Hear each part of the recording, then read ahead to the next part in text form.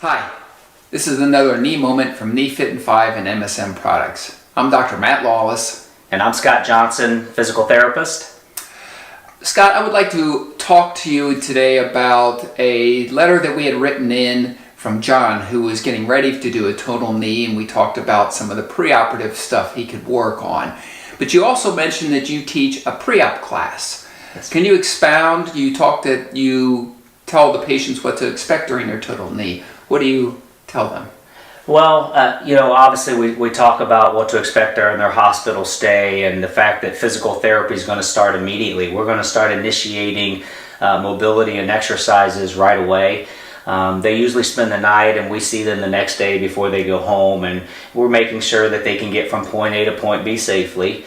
And of course, we're focusing on their exercises with them. But the biggest thing I'm focusing on with our total knee replacements is two things. We want them to control their swelling, and we want them to get a knee that fully straightens and fully bends. I can't emphasize it enough to them.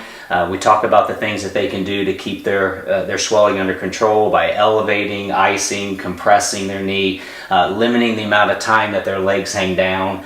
They're not on bed rest by any stretch of the imagination, but the longer their legs are down, the more their knees swell on them. And we've learned that if their knees swell up on them, number one, it's painful. It's very difficult to bend and straighten the knee, and it shuts down the muscles around the area. So we're really focusing heavily on keeping the swelling under control. And then their exercises are primarily focused on getting the knee to fully straighten so that they don't limp, and getting the knee to bend so that they can go back to doing the things that they want to do again. Interesting. So you said a lot of patients spend the night in the hospital. What about the ones that go home the same day? Yes, we do have a percentage of patients that go home the same day if they're healthy and they can get from point A to point B safely, and they understand all their do's and their don'ts and their exercises. Then we feel safe enough to allow them to be able to go home, and they do well.